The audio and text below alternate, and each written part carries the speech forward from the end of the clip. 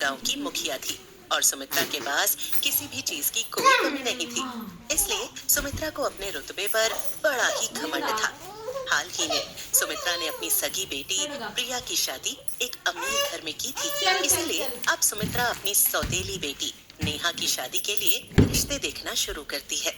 पंडित जी, प्रिया बेटी की शादी तो बड़ी धूमधाम से हो गई। अब बारी है नेहा की शादी की। मैं जल्द से जल्द दोनों की शादी करवाकर अपनी जिम्मेदारियों से पीछा छुड़वाना चाहती हूँ। मैं चाहती हूँ कि आप जल्द से जल्द नेहा के लिए भी कोई रिश्ता लेकर आए।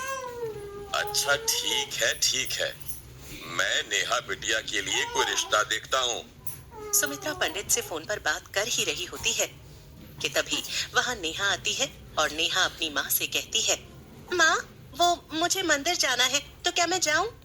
तुझे तो बस बाहर जाने का मौका चाहिए होता है। तुझे क्या लगता है ऐसे पूजा पाठ करके तू भगवान को अपने वश में कर लेगी?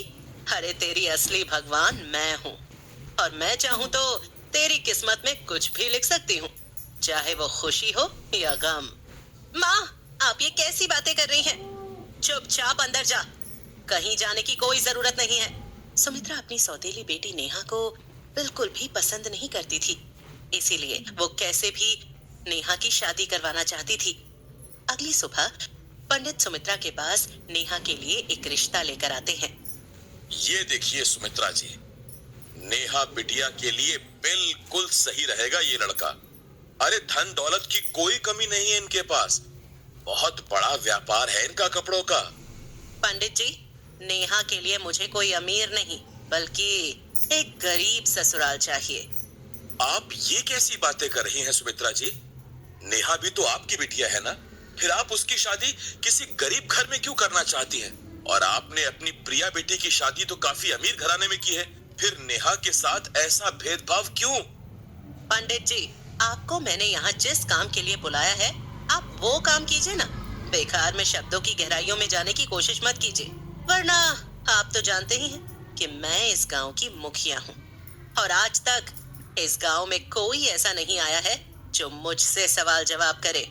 पंडित सुमित्रा की हाँ में हाँ मिलाकर वहां से चला जाता है और कुछ दिनों बाद पंडित फिर से सुमित्रा के पास नेहा के लिए शादी का रिश्ता लेकर आता है। देखिए सुमित्रा जी, इस बार नेहा के लिए बहुत अच्छा रिश्ता लेकर आया हूँ मैं। अरे लड़का यही सूरजपुर गांव का है, विजय नाम है लड़के का। बस दिक्कत यह है कि वो किसानी करता है। पंडित जी, लड़का किसानी करता है तो क्या हुआ? मेहनती तो है ना, और आजकल के टाइम पर मेहनती होना बहुत जरूरी है।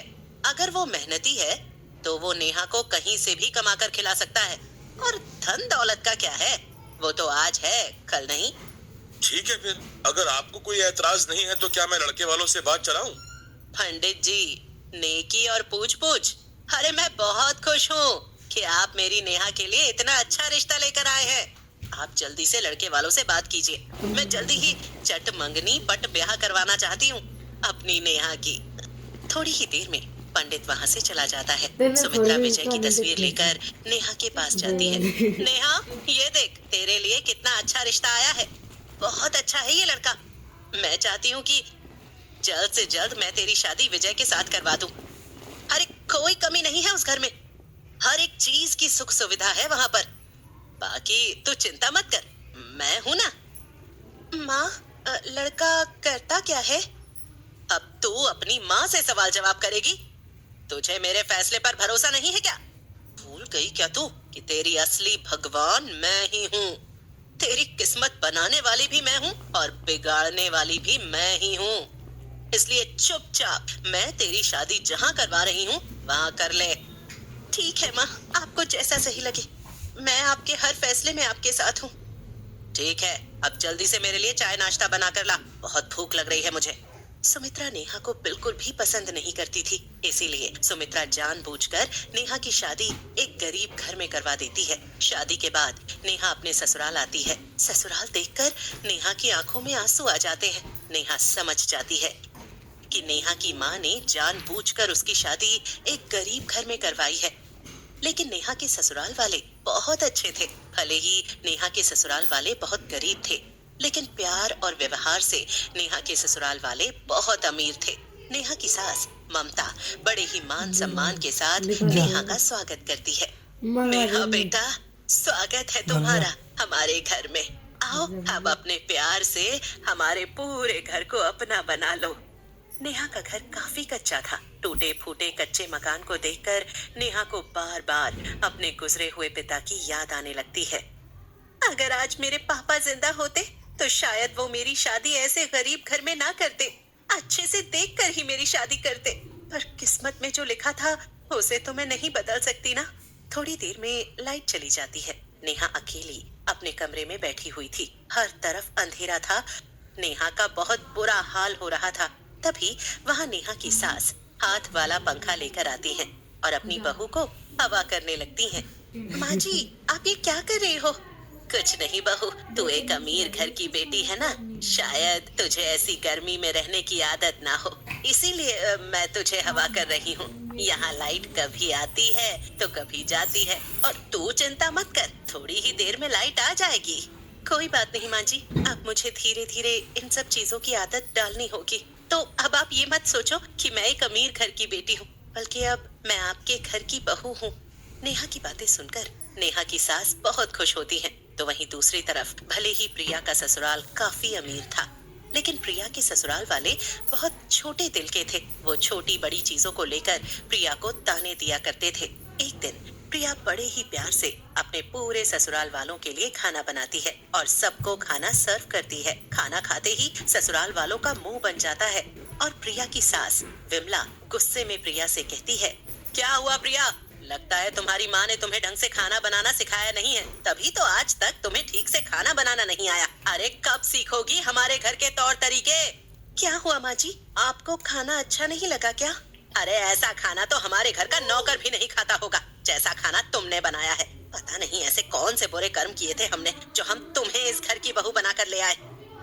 प्रिया को अपने ससुराल में रोज आए दिन किसी न किसी के मुंह से कुछ न कुछ सुनने को मिल ही जाता था। बेचारी प्रिया अपने ससुराल में बहुत दुखी थी। कुछ दिनों बाद सुमित्रा अपनी दोनों बेटियों को फोन करके अपने घर बुलाती है। प्रिया और नेहा दोनों ससुराल से अपने मायके आती हैं। सुमित्रा प्रिया को देखकर बहुत खुश होती है और वो तुरंत अपनी बेटी को गले लगा लेती है और प्रिया को लेकर अपने कमरे में चली जाती है। बेचारी नेहा चुपचाप पीछे पीछे सुमित्रा के कमरे में आती है।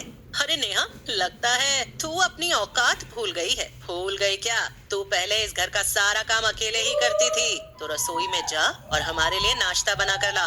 बेचारी नेहा चुपचाप रसोई में जाती है और नाश्ता बनाना शुरू कर देती है। तभी सुमित्रा अपनी बेटी प्रिया से कहती है, तो बताओ प्रिया, तुम्हें अच्छा तो लग रहा है ना अपने ससुराल में? अरे हमसे भी लाख गुना अमीर हैं वो लोग, किसी भी चीज की कोई कमी नहीं है। तभी तो मैंने तेरी शादी एक अमीर घर में की और उस नेहा की शादी ऐसे गरीब घर में की है कि वो जिंदगी भर वहाँ रोती ही रहेगी।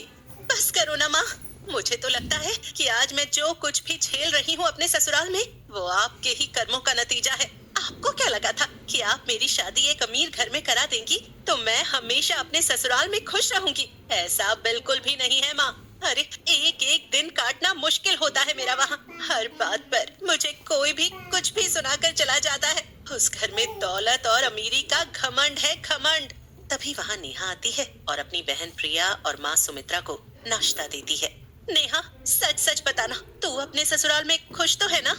हाँ दीदी, मैं अपने ससुराल में बहुत खुश हूँ। बहुत अच्छे हैं वो लोग, और तो और मेरी सास मुझे एक माँ की तरह प्यार करती है। बहुत अच्छी किस्मत है दीदी मेरी, तभी तो मुझे ऐसा ससुराल मिला है। देख लिया माँ, आपको लगा था कि आप नेहा की शादी एक गरीब घर में करके उसे हमेशा हमेशा के लिए दुखी रखोगी, पर देखो ना, किस्मत ने ऐसा खेल खेला कि आज आपकी बेटी एक अमीर घर में रहने के बावजूद दुखी और परेशान है। ये जो कुछ भी हुआ है वो आपके ही कर्मों का नतीजा है माँ।